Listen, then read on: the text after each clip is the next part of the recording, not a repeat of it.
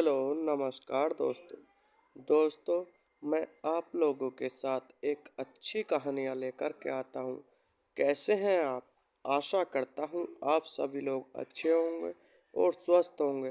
दोस्तों, वीडियो को अंत रानी तक देख। जेठानी की नोकझोंक। शकुंतला अपने घर में अपने दो बेटों, बहुओं और अपने पोता पोते के साथ रहती है। कहने को तो भरे पूरे ऐसे परिवार से घर में खुशियां ही आती है, लेकिन वो कहते हैं ना, घर में दो बर्तन होंगे तो आपस में खटपट तो होगी ही। रागिनी और रितु दोनों देवरानी जेठानी का रिश्ता ऐसा है जैसा बिजली के साथ पानी। दोनों जब भी साथ में मिलती हैं तो उठती है चिनगारी। अब दोनों देवरानी जेठानी जब एक ही छत के नीचे एक साथ रहेंगी तो पूरे घर में आए दिन क्या संग्राम होता है, चलिए देखते हैं। मैंने बोला ना, आज खाने में गट्टे की सब्जी बनेगी तो वही बनेगी। अरे ऐसे कैसे बनेगी? एक बार मैंने बोल दिया कि आज खाने में पुलाव और मटर पनीर बनेगा तो वही बनेगा। ये आपका ना रोज का हो गया है जेठानी जी। हर बात में बस अपनी ही मर्जी चलाती हो। इस घर में आपके अलावा भी लोग रहते हैं। मैं इस घर की बड़ी बहू हूँ, इसलिए मैं जैसा बोलूंगी वैसा ही होगा। वैसे भी माँ जी ने घर की सारी जिम्मेदारी मुझ पर सौंप रखी है। अच्छा, जब माँ जी ने घर की सारी जिम्मेदारी आपके ऊपर सौंप रखी है ना, तो घर का सारा काम फिर आप ही कर लो ना। मुझे भला कुछ करने की क्या जरूरत? मैं चली अपने कमरे में आराम करने। क्या बोली? चुपचाप यहाँ पर काम में मेरा हाथ बटवा। घर की नौकरानी नहीं हूँ मैं जो अकेले काम करूंगी। दोनों देवरानी जेठानी आपस में लड़ रही होती है कि तभी उन्हें हॉल से बच्चों के लड़ने की आवाज आती है। मैंने बोला ना, चैनल चेंज मत कर। मुझे वही सुपर हीरो वाला शो देखना है। लेकिन मुझे ये डॉल शो देखना है, तो ये शो अपनी मम्मी के फोन में देख ले। जब घर में इतना बड़ा टीवी है तो मैं ये शो फोन में क्यों देखूं? तू देखना जाकर अपनी मम्मी के फोन में ये डॉल शो। इधर दे ये रिमोट। नहीं दूंगी, बिल्कुल नहीं दूंगी। दोनों देवरानी जेठानी हॉल में आकर उन्हें लड़ते हुए देखती हैं। अरे क्यों लड़ रहे हो दोनों? शांति से टीवी भी नहीं देख सकते क्या? मैं तो शांति से ही टीवी देख रहा था मम्मी। इसी ने चैनल चेंज किया यहाँ पर आकर। क्यों पिंकी? जब तुम्हारे बड़े भैया टीवी देख रहे थे तो तुमने चैनल चेंज क्यों किया? ये तो बहुत देर से टीवी देख रहा है ताई जी। अब टीवी देखने का टाइम मेरा है तो मैं टीवी नहीं देखूंगी क्या? और नहीं तो क्या, पूरे घर में तो आपने पहले ही अपना कब्जा जमा रखा है और अब आपका बेटा मेरी बेटी को शांति से टीवी भी नहीं देखने दे रहा। जल्दी रिमोट दे इधर। बोला ना नहीं दूंगी। वो चारों इस तरह से आपस में लड़ने झगड़ने लगते हैं कि अपने कमरे में आराम कर रही शकुंतला को उनकी आवाज सुनकर बाहर आना पड़ता है। हे भगवान, तुम लोगों ने फिर से घर में महाभारत शुरू कर दी। एक दिन भी बिना लड़े झगड़े सुख शांति से नहीं रह सकते हो क्या घर में? और तुम दोनों शांति से टीवी नहीं देख सकते हो क्या? मेरी पिंकी तो शांति से ही टीवी देख रही थी माँ जी। तेरे कहने का क्या मतलब है? हाँ, क्या मतलब है? लड़ाई क्या मेरे चिंटू ने शुरू की? अरे बस भी करो, फिर से शुरू हो गए।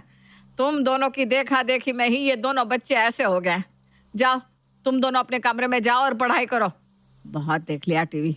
और तुम दोनों क्या खड़ी खड़ी मेरा मुंह देख रही हो? जाओ रसोई में और खाना बनाओ। शकुंतला की डांट सुनकर उस समय तो वो चारों लड़ना बंद करके वहां से चले जाते हैं। लेकिन अगले दिन फिर से सुबह सुबह घर में शुरू हो जाती है महाभारत। ये आपने क्या किया? आलू क्यों उबाले हैं आपने? क्यों उबाले मतलब? आलू के पराठे बनाने के लिए उबाले हैं। इसमें भी कोई दिक्कत है क्या तुझे? दिक्कत तो है। जब मैंने कल रात को आपके सामने छोले भिगोए थे और कहा भी था कि कल सुबह नाश्ते में छोले भटूरे बनेंगी, उसके बाद भी आपने आलू उबाल दिए। अरे तो क्या हो गया? शेखर जी का आलू के पराठे खाने का मन था तो उबाल दिए मैंने आलू। छोले भटूरे तो दोपहर को बना लेना। दिखा तो ऐसे रही हो जैसे कुछ जानती ही नहीं हो। आपको पता था ना, रजत जी ने मुझे छोले भटूरे बनाने के लिए कहा है और दिन में तो वो घर पर होते ही नहीं है, तो दिन में छोले भटूरे बनाने का क्या फायदा? आपकी सारी चालाकियां ना मैं अच्छे से समझ रही हूँ। देख, सुबह सुबह दिमाग खराब मत कर मेरा। सबको आलू के पराठे के साथ चाय पीनी है तो चाय बना ले जा। चाय बनाए मेरी जूती? अब तो आपका बताया हुआ एक भी काम ना करूं मैं। जब आलू के पराठे बना रही हूँ ना तो चाय भी खुद ही बना लो। और हाँ, ये सारे बर्तन भी ना खुद ही धो लेना। रितु को अपनी जिठानी रागिनी की हरकत पर बहुत गुस्सा आता है। रागिनी डाइनिंग टेबल पर नाश्ता परोसती है तो सामने आलू के पराठे देखकर रजत का माथा सनक जाता है। ये क्या है रितु?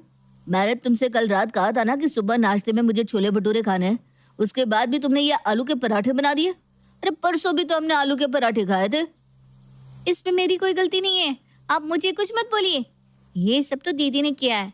ये जानती थी कि आज सुबह मुझे छोले भटूरे बनाने, लेकिन मेरे किचन में आने से पहले ही इन्होंने आलू पराठे की तैयारी शुरू कर दी।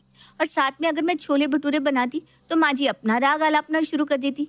राशन इतना महंगा आता है, एक समय में दो दो चीजें बनाने की भला क्या जरूरत थी।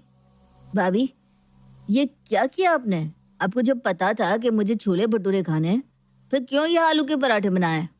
अरे ओ देवर जी, मुझे कुछ कहने की जरूरत नहीं है। ये महारानी तो रसोई में पूरे रिलैक्स करने के बाद आती है। अब तब तक क्या रसोई में मैं ऐसे ही खड़ी रहती? मुझे भी तो सबके लिए नाश्ता बनाना था ना। और इसको इतना ही मन था छोले भटूरे बनाने का, तो रसोई में जल्दी क्यों नहीं आई? अरे अब क्या मैं रसोई में सुबह 5 बजे आकर खड़ी हो जाऊं? आपका क्या है? आपको तो बस मेरा काम बिगाड़ना होता है।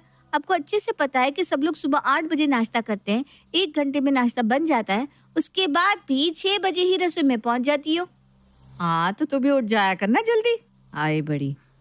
हे भगवान, इन दोनों के झगड़ों से मैं तो बहुत परेशान हो चुकी हूँ।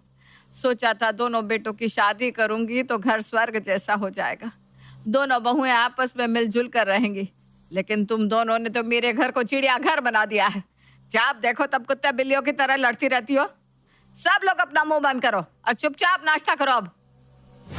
सुबह के नाश्ते का झगड़ा तो जैसे तैसे रुक जाता है, लेकिन दोपहर होते ही छत पे फिर से दोनों की महाभारत शुरू हो जाती है। आपको पता था ना आज मैं कपड़े धोने वाली हूँ? वैसे तो आप हर हफ्ते संडे को कपड़े धोती हो, लेकिन आज जानबूझकर शनिवार को कपड़े धोए। आपको मुझसे लड़ने में मजा आता है क्या? दिमाग खराब मत कर मेरा। आज धूप अच्छी है इसलिए मैंने कपड़े धोए। ठीक है ना, उस तार पर अपने कपड़े सुखा ले, यहाँ पर मैं सुखाऊंगी। ये इतने सारे कपड़े एक तार पर कैसे सुखाऊंगी मैं? मैंने पूरे 2 घंटे लगाकर कपड़े धोए हैं, इसलिए मुझसे बहस करने की तो सोचना भी मत। मैं ये कपड़े बिल्कुल नहीं हटाऊंगी। दोनों की दोनों एक दूसरे के कपड़े हटाने के लिए कपड़ों को तार से खींचने लगती है और इसी खींचातानी में रागिनी की एक साड़ी फट जाती है। हे भगवान, ये क्या किया तूने? इतनी महंगी साड़ी फाड़ दी मेरी। बस बहुत हो गया, तूने मेरी साड़ी फाड़ी ना, अब देख मैं अभी तेरी साड़ी फाड़ूंगी। अरे आप ये क्या कह रही हो? मैंने कोई जानबूझकर थोड़ी ना आपकी साड़ी फाड़ी है। रुक जाइए, अरे रुक जाइए, क्या कर रही हैं आप? रागिनी तार पर से रितु की साड़ी उठाती है और उसे फाड़ने लग जाती है। उन दोनों की आवाज सुनकर शकुंतला छत पर आती है। हे भगवान, बस अब बहुत हो गया, सर में दर्द करके रख दिया है दोनों ने। एक घड़ी चैन की सांस नहीं लेने देती मुझे। अगर अगली बार मुझे तुम दोनों की लड़ने की आवाज सुनाई दी ना, तो दोनों को अपने घर से उठाकर बाहर फेंक दूंगी। जीना हराम कर दिया है। शकुंतला को लगता है कि उसकी डांट के बाद वो दोनों फिर से नहीं लड़ेंगी, लेकिन वो दोनों कहाँ बाज आने वाली थी। अगले दिन रसोई में फिर से वो दोनों घमासान युद्ध शुरू कर देती हैं। मैंने बोला ना चाय बनेगी, लेकिन मैं कह रही हूँ ना कॉफी बनेगी तो कॉफी ही बनेगी। एक के हाथ में चाय, दूसरे के हाथ में कॉफी का पतीला। दोनों अपने लड़ाई झगड़े में पतीले की ही खींचातानी करने लग गई और इसी बीच रितु के ऊपर गर्मा गर्म कॉफी गिर गई। मैं जल गई, बहुत दर्द हो रहा है, मुझे बचाओ। घबराओ मत रितु, हम अभी तुम्हें हॉस्पिटल लेकर जाते हैं। घर के सभी लोग रितु को अस्पताल लेकर जाते हैं। देखिए, उनका हाथ बहुत बुरी तरह जल गया है। कम से कम उनका हाथ ठीक होने में अभी 1 साल का समय तो लग ही जाएगा। बस उनकी दवाइयाँ उन्हें रेगुलर देते रहना। मैं अब चलता हूँ। देख लिया रागिनी बहू, इसीलिए हमेशा समझाती थी कि लड़ो झगड़ो मत। लड़ाई झगड़े में कब कौन सी अनहोनी हो जाए पता नहीं चलता। तुम दोनों के झगड़े में बेचारी रितु बहू का कितनी बुरी तरह हाथ जल गया। मुझे माफ कर दीजिए माँ जी। रितु तो मुझसे कभी बेमतलब लड़ती भी नहीं थी। मेरा स्वभाव ही हमेशा से उसके लिए अच्छा नहीं रहा। आज मुझे अपने किए पर बहुत पछतावा हो रहा है। बेटा, तुझे अपनी गलती का एहसास हो गया, ये बहुत अच्छी बात है, पर आगे से इस बात का ध्यान रखना। तुम दोनों देवरानी जेठानी हो, बहनों की तरह मिलजुल कर घर में रहो। ऐसे लड़ाई झगड़ा करने से तुम्हारे साथ साथ तुम्हारे बच्चों पर और तुम्हारे पति दोनों भाइयों के रिश्ते पर भी बहुत बुरा असर पड़ता है। मैं आपकी बात समझ गई माँ जी। और उस दिन के बाद दोनों देवरानी जेठानी ने आपस में कभी झगड़ा नहीं किया, बल्कि अब तो वो दोनों सगी बहनों से भी बढ़कर एक दूसरे के साथ प्यार से रहने लगे।